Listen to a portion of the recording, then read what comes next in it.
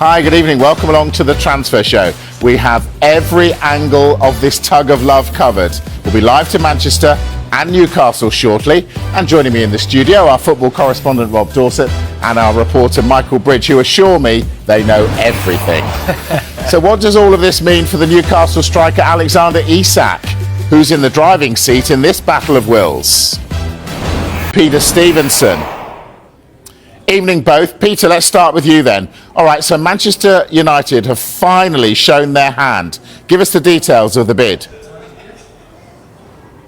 Yeah, Mike, it's a fascinating situation because, as we've known all summer, United have been pretty determined to solve their one huge problem they had last season. They couldn't score goals. They only scored 44, and only Everton and the three relegated clubs scored fewer than that. So a major problem, and we've seen them act already in the market, bringing in the likes of Kuna and Mbemo. But of course, it's that central striking position that they've been looking at for so many weeks now, and it would appear that Benjamin Sesko, the 22-year-old, 6'5", is the man that they want.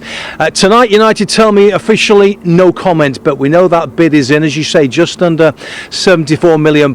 That's around 65 million initially, with around 9 million in add-ons. So that's the bid on the table, not just as much as Newcastle United, and from a club with no European football to offer, of course, as United finished 15th as opposed to Newcastle's 5th place last season. So on that basis, you would imagine the meeting that's taking place at RB Leipzig this afternoon, a fascinating board meeting that must be as well, may have not that much to consider, you would imagine, because if Newcastle come in with a higher figure, maybe the more attractive proposition for the player. But it would appear the signs today have all been that the player himself, who we're told, according to a post on the Leipzig website, is training individually.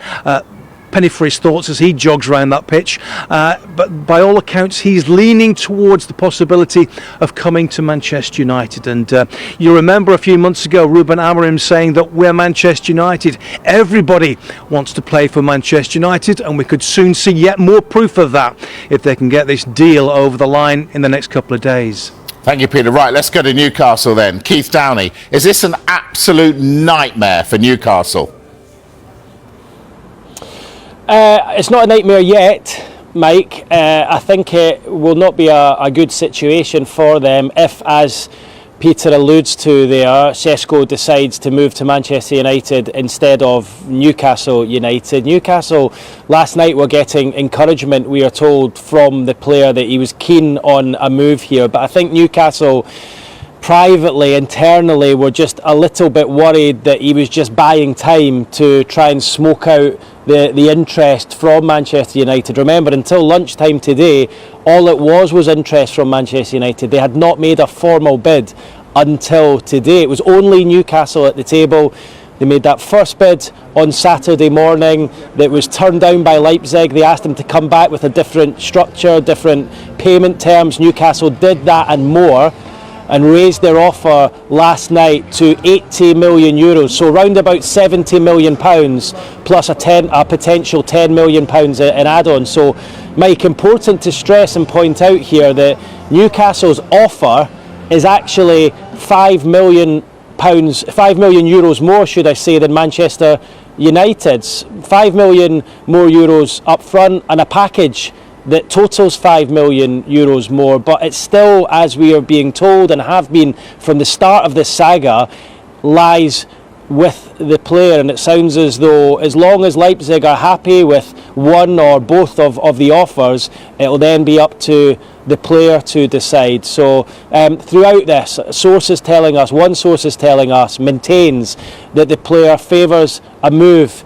to Manchester United over Newcastle United, and I think that will be hard, really difficult for the people in power here at Newcastle United, who have already seen multiple players slip through their fingers this summer to some of the top clubs in the country, and this looks like it could be another one of those. But worth saying, we've yet to hear back from either of the offers to Leipzig, and we've yet to get clarification from the player. And until that, as far as Newcastle are concerned, their bid is still live and on the table. All right, Keith, don't go away. There you are. What does all this mean for Alexander Isak? It's a complicated picture, isn't it, Mike? I actually saw Alexander Isak earlier today because he was here at the Newcastle United training ground for the second day in a row. Remember, he had that self-imposed exile out in the Basque region in Spain. He was out there for a week last week on his own individual training camp after refusing to travel with the Newcastle first team squad to Asia for their pre-season preparations. He decided against going, telling the club he wanted to explore a move away from the club. Of course, that amidst the interest from Liverpool, and that interest from Liverpool was firmed up on Friday with a bid of £110 million plus add-ons, to which Newcastle rejected. Newcastle rejected for two reasons.